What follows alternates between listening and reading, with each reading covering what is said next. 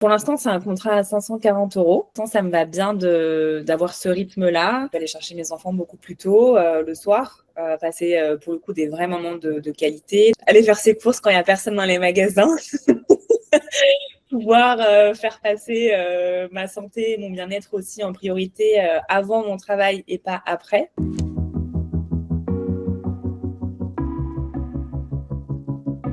Je m'appelle Aurore, je viens d'Île-de-France, j'ai 32 ans et je suis maman de 2 petites filles, une de 3 ans et une de 8 mois. Avant, j'étais responsable RH, enfin responsable développement RH plutôt dans un grand groupe de BTP. J'ai fait une rupture conventionnelle à la fin de mon dernier congé maternité parce que je savais que je voulais me reconvertir dans autre chose. Je savais pas encore quoi, mais en tout cas, c'était acté dans ma tête que je ne voulais plus faire des ressources humaines et que j'avais envie d'un autre mode de vie. Sur le métier en lui-même, je pense que bon voilà déjà les ressources humaines perdent un petit peu le côté humain aujourd'hui malheureusement. Surtout quand on fait partie voilà, de grands groupes. Disons que j'ai eu une grosse perte de sens sur mon métier. Et au-delà du métier en lui-même, effectivement, j'étais debout à 6 heures, je rentrais chez moi, il était à 19h30, j'étais fatiguée, stressée, de ne pas avoir le temps de faire ce que je voulais. J'avais peu de moments de qualité avec mes enfants quand je rentrais, parce que voilà, l'heure du soir, c'est pas la meilleure heure pour passer du moment avec eux. Ils ont besoin de décharger de leur journée aussi, etc. Donc voilà. Et du coup, c'était vraiment pesant en fait ce quotidien sur moi déjà, mais aussi sur ma vie de famille.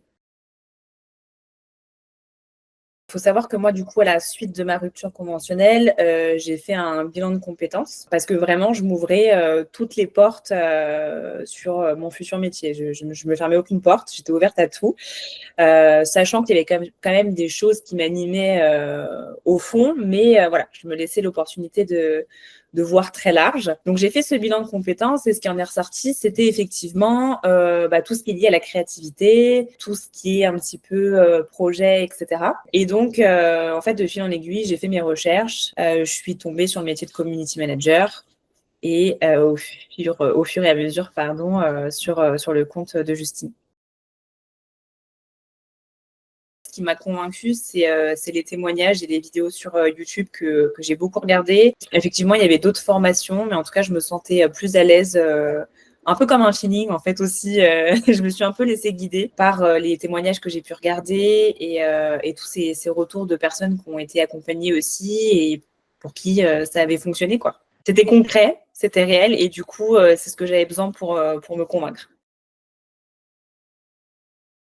J'avais des doutes parce que c'est vrai qu'on n'a pas forcément accès tout de suite au programme de formation et moi, j'avais vraiment besoin d'un accompagnement poussé notamment sur ce qui est technique. Donc ça va être vraiment l'utilisation d'Instagram de façon professionnelle, hein, je veux dire, et surtout tout ce qui va être logiciel aussi en parallèle qu'on utilise au quotidien, donc Canva, CapCut, etc. Et j'avais besoin d'être rassurée sur le programme de formation et savoir que j'allais bien voir ces sujets-là et qu'on allait m'aider un petit peu là-dessus, notamment surtout sur tout ce qui est technique, Instagram, parce que mon compte perso, il est à l'abandon. Donc j'avais besoin un petit comment dire, un petit rappel en fait sur les techniques d'Insta, sur les comptes pro notamment. J'ai eu différents appels, du coup, je voulais beaucoup parler, avec toi notamment aussi.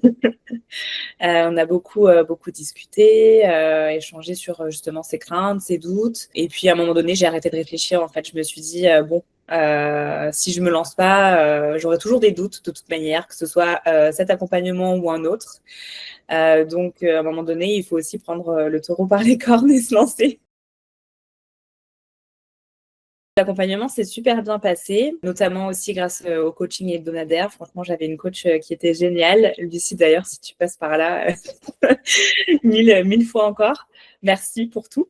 Et j'ai lancé mon activité du coup depuis avril. Donc, voilà, j'y vais doucement. J'ai commencé avec un contrat bénévole dans un premier temps, qui s'est transformé du coup en contrat rémunéré par la suite de 3 mois. Donc pour l'instant, ça me va bien. Comme ça me permet de prendre la main aussi sur mon compte pro Insta, son compte à elle, de pouvoir aussi avoir du temps pour moi et ma vie de famille à côté. Je prends mes marques doucement et ça me va bien comme ça pour l'instant. Bien sûr, l'idée, c'est d'augmenter tout ça et, et de pouvoir atteindre à minima ce que j'avais en rémunération auparavant. Mais voilà, en tout cas, c'est là où j'en suis aujourd'hui. Pour l'instant, c'est un contrat à 540 euros. C'est un contrat qui n'est pas proche de chez moi, donc pour enfin, la création de contenu, en tout cas, n'est pas inclus. Donc, c'est plutôt un petit contrat, on va dire. Pour la suite, j'aspire au moins à avoir 3 000 euros de chiffre d'affaires net en poche, quoi.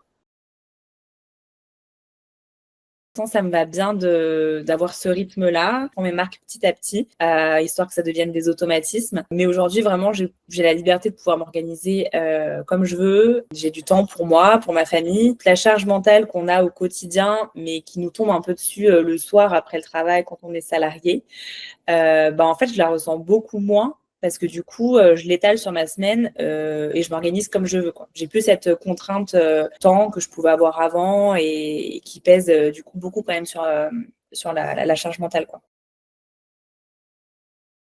Je vais aller chercher mes enfants beaucoup plus tôt le soir, passer pour le coup des vrais moments de qualité, donc partager beaucoup plus de temps qui sont en tout cas pour moi précieux. Et après, c'est des petites choses toutes bêtes du quotidien, mais aller faire ses courses quand il n'y a personne dans les magasins, pouvoir faire passer ma santé et mon bien-être aussi en priorité avant mon travail et pas après. Par exemple, aller au sport, c'est vrai que quand on est maman, quand on a une vie de famille, qu'on a des horaires sur des plages assez grandes, voilà, on laisse un peu ça de côté. Là, pour le coup, je m'y remets doucement.